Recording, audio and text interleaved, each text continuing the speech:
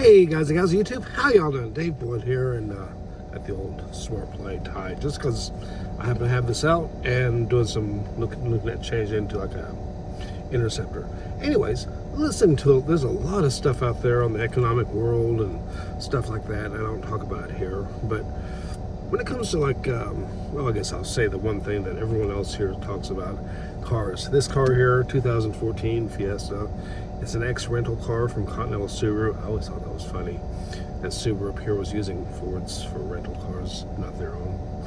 Anyways, that's enough of that. But it had 3,000 miles on it, and that was the first red flag I did not catch. As it's year 2015, the car is a 14, so it's basically a year old. Only 3,000 miles, which is like a demo. And I paid $17,250 for it. And the rates were fine, they were great. This car gets about 46 miles per gallon. It didn't used to, but some mods here and there, and it does now. She's on her second engine, second transmission. She's got way more miles, and she's like on her way to 750,000 miles. No plan to buy a new car. This last bit of work I did on her was $11,000. So for all the people out there saying, well, just make your car last forever, there is a price to that too. There is a price to that. But that's okay. It's a hatchback. It works for most of the things I need. I need a truck some of the times, so I'm going to look into that.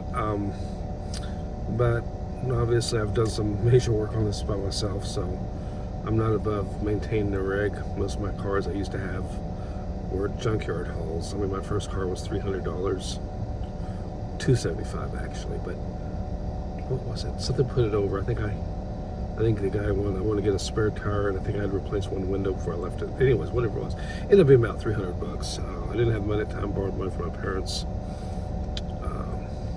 That was something. That was a Datsun. Anyways, on Lego and stuff, people always talk about investments and look for the future, and it can be hard to do. You know, people are being flashy about this and that. And what I find works for me, or has worked, varying degrees, is find something that's fun that is not a consumable. Lego certainly could be an investment. Average price, I believe, is 11% a year on sealed sets.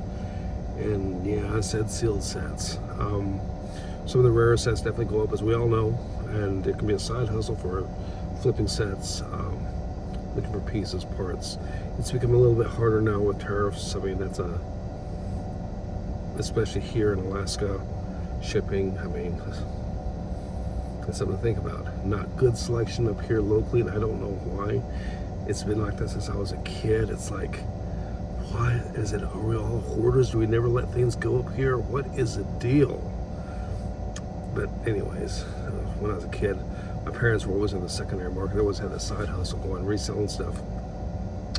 And we used to go garage selling. Sometimes it was horrible because the car was hot and stuck in the back as a little kid. But they would try to hit like estate sales because they were convinced that's where the good stuff was. And usually that's correct, because it means someone who's hoarded all the stuff is no longer hoarding. Best way to put it. And now the stuff is free for you to get. Not free financially. Anyways, that's where some of my Lego sets came from as a kid. Pretty cool. But they were old, obviously, and that's what got my interest in old sets. And I'm definitely rambling here, but yeah, look at if you want to buy stuff, or if you get that satisfaction, endorphin rush from buying things, try to get non-consumables, try to get commodities. I'm gonna touch on it briefly. Precious metals is not a bad way to go, especially like your rare coins and things. They tend to hold their value. Not financial advice, because I've certainly lost money before. I like Lego because it tends to hold value, and it has tons of secondary purposes. You could make videos about it. You could make your own mocks out of it. There's so much more you can do. And some of the other investments, they're just numbers on a screen, or possibly piles of physical whatever they are. So anyways, enough yapping about that. Just try to throw up videos, try to stay in contact with the community. And of course, you know, I think most of our hopes are that do some sort of side hustle with Lego. That's why we're here, right? Anyways, appreciate the views out there, the great comments. Until next time, y'all stay safe. Ciao.